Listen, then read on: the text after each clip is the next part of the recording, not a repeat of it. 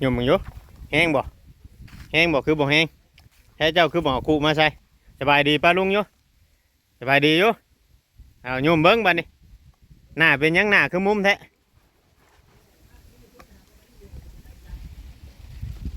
มันบ่คือลงอีกว่ะอ๋อของแท้บ่แม่นจิรันขึ้นเทิงมีแต่ดึงน้องดุมไอ้หยุ่มมื้อเช้านี่คือออกแห้งอยู่เจ้าหยุ่มคือบ่หยุ่มจะดีเด้อมันฮักของเพิ่นเด้อผู้เจ้าเพิ่นท่านได้ใช้มันฮักเด้มัดไว้เอาเชือกคล้องไว้คือเก่า ไม่เป็นไปดีแล้วตะกี้เพิ่นคือเอาเชือกคล้องไว้ก็อีกเจะดีแล้วมันฮักของเพิ่นน่ะเจ้าจะเด่นมันเด้อมันหลอก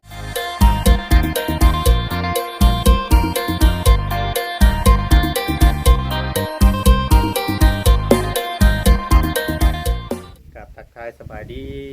พ่อแม่พี่น้อง FC เบิร์ดทุกคนเนาะทางฝั่งลาวฝั่งไทยหรือว่าทางต่างประเทศพี่น้องแม่ FC ที่เข้ามาเบิ่งมาชมเพียงเนาะยังอยู่ทางบ้านทางเรือนของน้องเต้พี่น้องเนาะตอนนี้เนาะเพียงเนาะหลังจากที่ว่าเพิ่นเจ้าน้ำ FC ที่เข้ามาเบิ่งมาชมทางแม่ตู้แก้วกับมาลองหยุ่มน้ำพี่น้องมาลองเบิ่งเนาะให้แห้งหรือบ่แห้ง FC เบิ่งนํกันพี่น้องเนาะ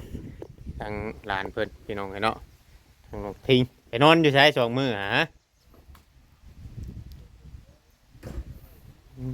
จ้ะทางแม่ตู้แก้วเห็นมึงยุ่งแม่ตู้แก้วนี่แห้งบ่คือบ่แห้งแม่ยังแม่งยังบินบึ้นๆนี่แม่ตู้แม่เพิ่งบ่มิมบ่แสดงว่ามีหังมิมหลายแถวนี้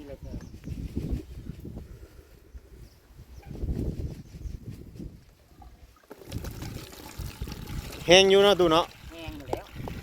แห้งอยู่นี่ นายดีเนาะอันนี้ แต่ท่อของแท้เลยนะเพิ่นเฮ็ดท่อ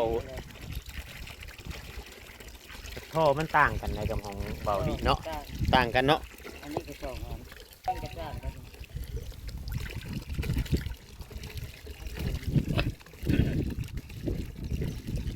เพิ่นเฮ็ดให้คักก็ดีแต่ว่าหักขาเอา นี่นาดาวอนดีในกระจ้างเห็ด แม่ อันนั้นอัดนี่อัด เน่นอันมีอันอัดอันหยังอีก ครบเบิ้ลดิ ก็เบิดเนาะ ตัวนั้นดี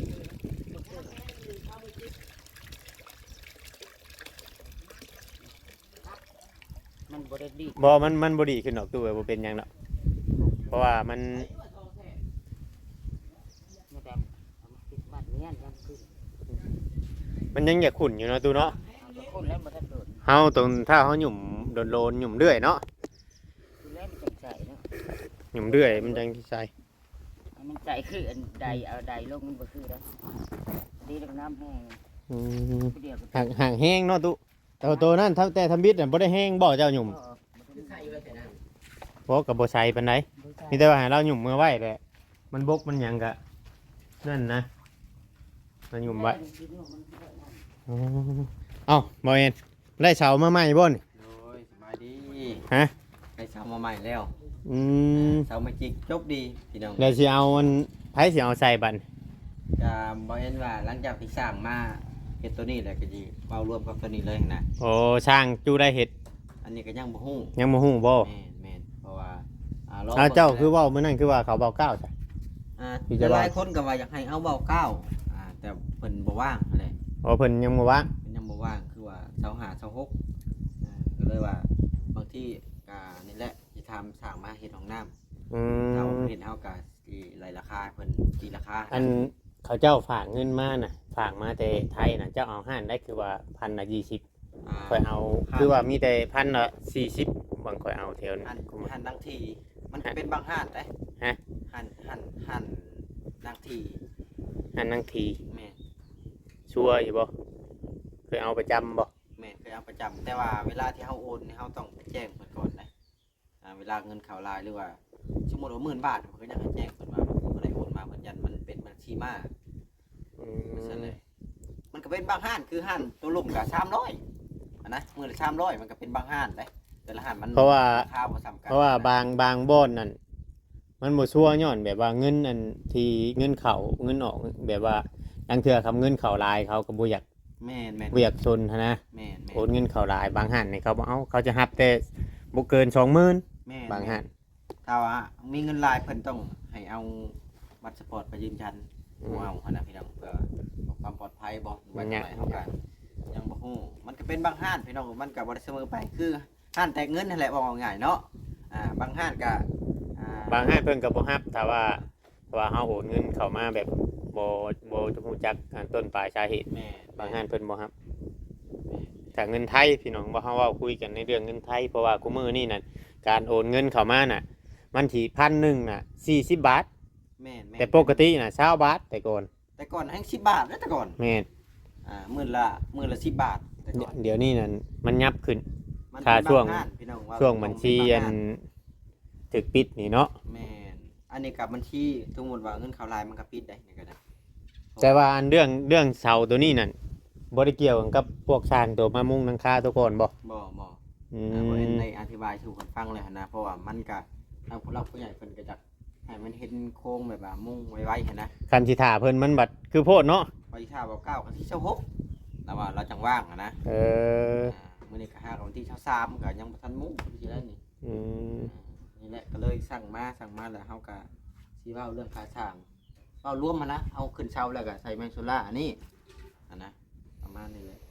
จะเห็นทั้งบ่จิตเพิ่นว่าสิเฮ็ดห้องน้ำครับแต่ว่ายังบ่ฮู้ว่ามื้อใดเนาะ เห็นเพิ่นว่านี่คือว่าที่ให้ทางสร้างมาขุดว่ะก็เลยว่าโอ้ขับไปเบิ่งก่อนว่านะ อืม ทางบ่เอ็นก็เลยนี่แหละถ้าสร้างเฮ็ดห้องน้ำแบบว่าเพิ่นมาเฮ็ดงานนี่แล้วก็เว้าราคาว่าสามารถจ้างได้เฮาก็จ้างต่อเลยหั่นนะ โอ้ ประมาณนี้เลย คุยกันกับช่างมาเฮ็ดห้องน้ำนี่บ่เขาลุงแก้วนี่บ่ แม่สิคุยกับเพิ่นนั่นแหละ อืม บางทีมันก็บ่เสียเวลาเฮ็ดตัวนี้ตัวนี้นะมันก็โอเคนะ บ่อันนี้ตามที่ข่อยได้ยินน่ะตามอันนี้เฮาก็เว้ากันแบบว่าตามแนะนำกันเนาะตามที่เฮาได้ยินทางบ่จิตเมื่อวานนี่นะว่างบประมาณน่ะเพิ่นแจ้งไว้แต่ว่างบประมาณยังบ่มาได้บางเทื่อบางทีน่ะทางสร้างเพิ่นก็สิยังบ่มาเฮ็ดแบบนี้นะ มีแต่เพิ่นแจ้งไว้แต่ว่าเพิ่น แม่นๆ ฝากเงินมาว่าง่าย แม่นๆแบบว่าเพิ่นแจ้งไว้ว่าท่านว่าไล่เด้อตัวนี้น่ะเพิ่นสิเฮ็ดอยู่แต่ว่าเงินท่านน่ะไล่แบบนี้นะสมมุติว่างบถ้างบเจ้ามีก่อนน่ะเจ้าคุยกับทางเขาลุงแก้วก่อนแบบนี้ก็บางเทื่อเพิ่นอาจจะมาเฮ็ด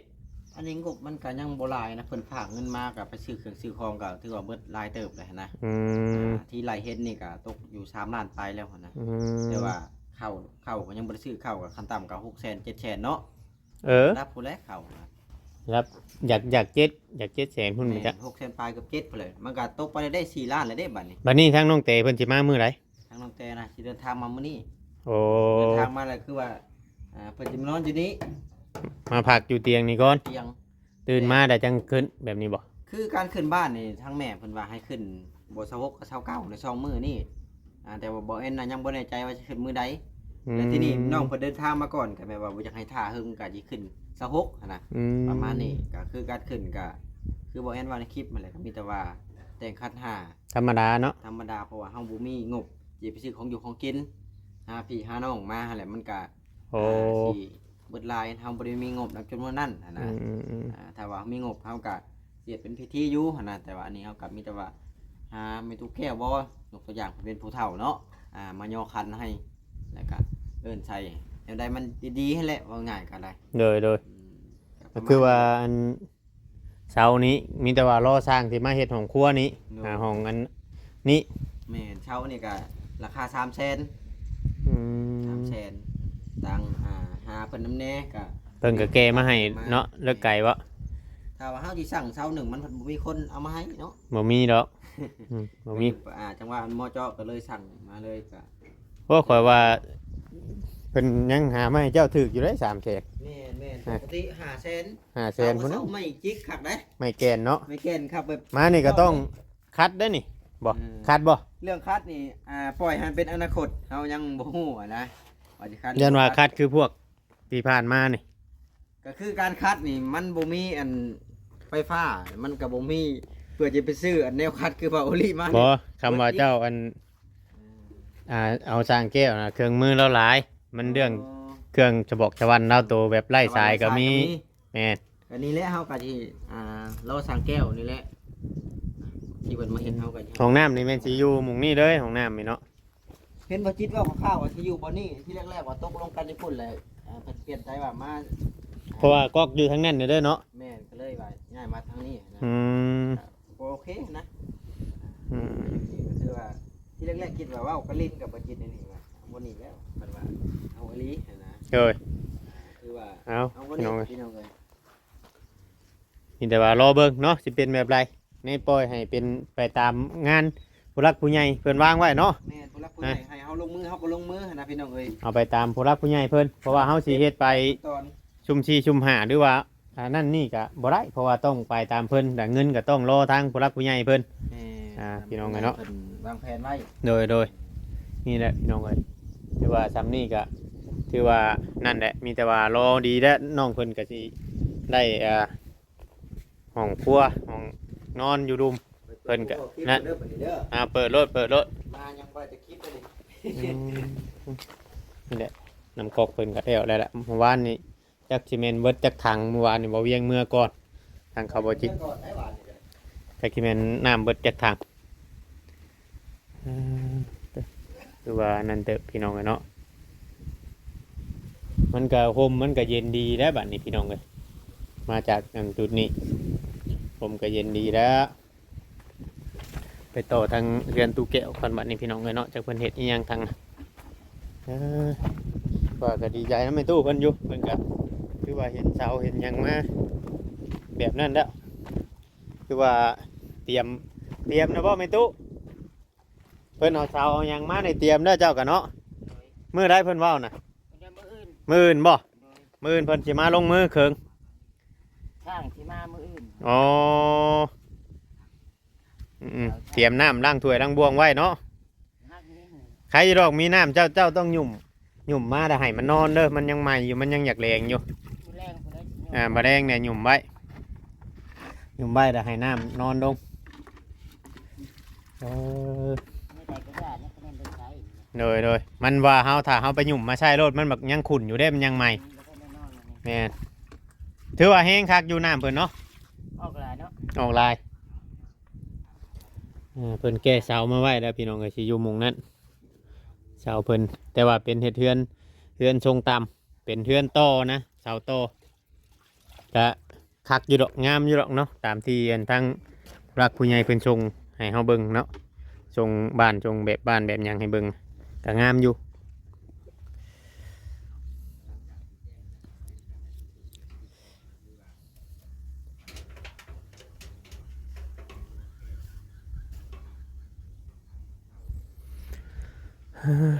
ฮ้อนแม่ตู้เอ้ย โอ้ย ฮ้อนเอาดิ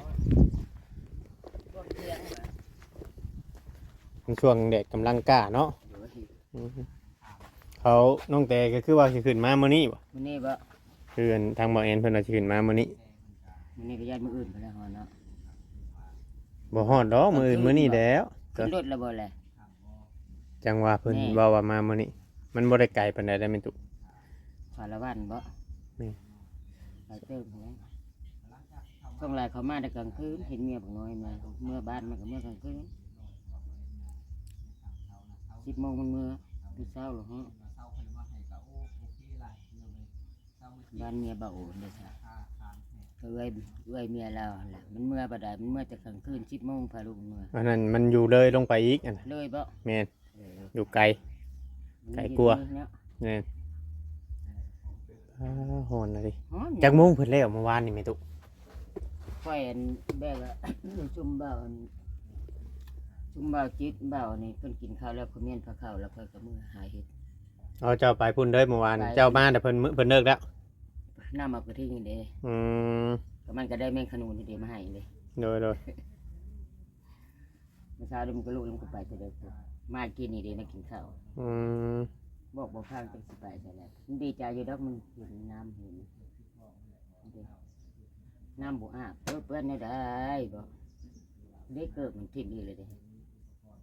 เกิดเขาหาอยู่บ้านน้อย มันบ่ค่อยใช่เนาะเกิดมีเนาะ มันมักเกือบแต่มันบ่แม่นนั้นบ่มีความจำมันลิ้นน้ำมูกแล้วมันมักแก้ป้าเมียนนะ ปลาเลยเนาะ บ่แม่นป้าเลยมันมาแล้วมันหาบ่เห็นแล้วมันยาบ่ได้ลิ้นน้ำเขามันจักผู้แล้วบ่อีหลีสิให้บางหันก็ส่งผู้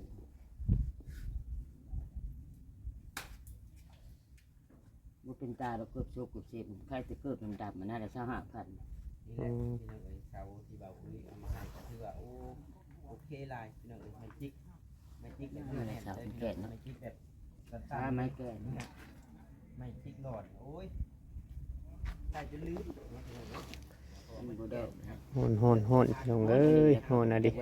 อบเอาอย่างแห้งเลยพอแห้งนะบัดจางเพิ่นเฮ็ดบ้านเฮ็ดเรือน ตานั่นจักสิว่าไปแล้วออกเนี่ยจะบ่เห็นเป็นดำพุดดำพุด มื้อนี้เจ้าบ่ได้ไปทางไหนมื้อนี้ บ่ อ๋อคิดว่าไปหา เด็กก็ทิ้งมาเด้อจ้ะ หน่อไม้หาเขียดคือเก่าบ่ได้ไปมื้อนี้เนาะมันแดดเนาะ แดด โหนแห้งพด แรกก็ฮู้ว่าดอกหลานอยู่แล้วก็มาแล้วก็บ่ไปแหละถ้ามันไปเพิ่นจังไปน้ำมัน อืม ป้าบ่ได้ย่ามันเป็นหันเป็นนี่ต้องปลูกไม้ปลูกดอกน้ำในหั่นแหละ แม่นแหละ แม่เดียวนั่นดอกเป็นห่วงมันบ่ได้เป็นตาอยู่ตากินบ่เห็นนะ อืม บ่อยากกินข้าวนะ ไปบ่อยากอยู่บ่น้ำห้องมันบ่ไกลใครดอกตื่นหนึงเพื่อสิไปฮอดก็ได้บ่เห็นในเฮือนเคยอยู่กับเป็นเล่าบ้านแต่ละเฮือนก็เบิ่งน้องชายใหญ่อยู่แคมป์พุ่นแหละ อืม ไปน้ำเขาบอกวันเขาบุหันเลยบักอันนี้ฮะมาย่านเนี่ยเดียว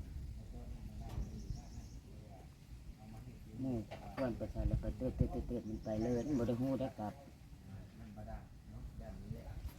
นั่นแหละมึงกลับเล่นแล้วเขา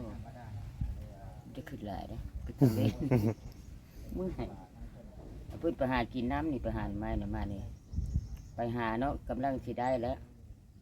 มันก็ร้องเพลงมันก็แดงมีเสียงเพลงแล้วก็มันบ่ได้เห็นแล้วบัดนี้ จักไปทางไหน บัดเผืออะไรบัดเฮาเผือนะ อืม โอ้ยเห็นได้เป็นห้องบึดที่ประเด็นชะม้อยแล้วก็ได้มาแล้วน้ำห้อยมาแล้วแบบนั้นแหละมันบ่พอสิได้ โดย ถ้ามันห้อยมันเอาบักอันนี้มันเรียกบ่ได้ อืม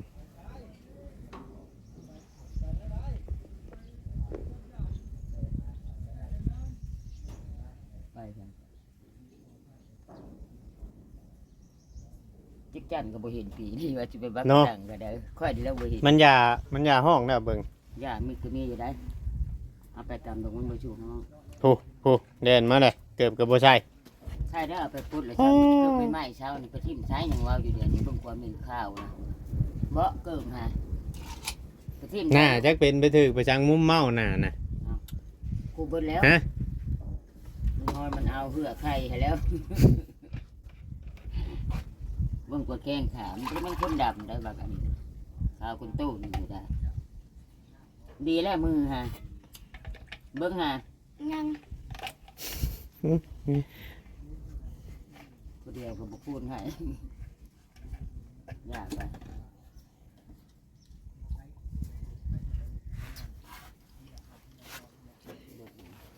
แล้วมาเจอตึกนี่เลย แม่เพื่อสิ แดดนั่นแหละ เนี่ยแดดร้อนแห้งนี่แหละพี่น้องกันเนาะจะเบิ่งไปเรื่อยๆเบิ่งไปเรื่อยๆเพิ่นก็เคลียร์พื้นที่ให้มันปรับมันเป็นแล้วจะหลายคนมาเกือมานั่งมายังมารถล้างมาจอดอยู่ห่มโอ้ยไปเอารถมาจอดอยู่ห่มก่อนพี่น้องกันเนาะดีแล้วเป็นเอาอันนี้ออกเลยเอารถเขามาจอดไว้ห่มก่อนบ้าน แก้วเอาคู่เจ้ามาที่อยู่น้ำให้ทิ้งคู่มาให้ทิ้งนี่แหละพี่น้องเป็นเมตุแก้วแล้วก็ใส่น้ำนองแดดนี่แหละเอาละพดเพื่อนบ้านกันใส่ทำกันลุงเบิ้ลได้ทิ้งได้ก็ได้เนาะ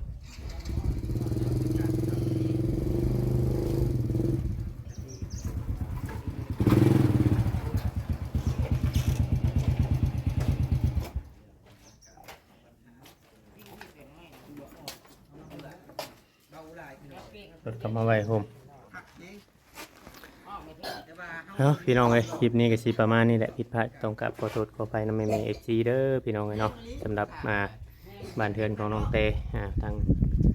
ทีมงานเพิ่นก็เคลียร์พื้นตอกพื้นที่มีอย่างเรียบร้อยก็เตรียมขึ้นบ้านขึ้นเรือนเนาะเพียงเนาะจังไดก็เบิ่งชมไปนำกันกอกเพิ่นก็แห้งอยู่พี่น้องผู้ทางแม่ตู้แก้วเพิ่นก็ไปหยุ่มน้ำมาไว้ใช้ไปแม่ไปหยุ่มน้ำให้แม่ตู้นะครับหยุ่มบ่เป็นเอาแล้วบ้านสิไปหาดินอยู่ไปดินทางไหน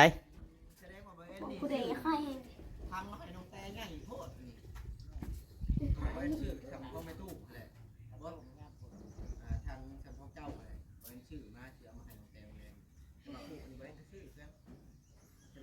พี่น้องเนาะคลิปนี้ก็สิประมาณนี้เด้อพ่อแม่พี่น้อง FC ผิดพลาดก็ต้องกลับขอโทษขออภัยมื้ออื่นทางสร้างเพิ่นสิมาลงมือเฮ็ดเรือนเป็นตู้แก้วพี่น้องเนาะเบิ่งชมไปนํกันสำหรับคลิปนี้ก็ไปก่อนแล้วพี่น้องขอกล่าวคำว่าสบายดีเนาะ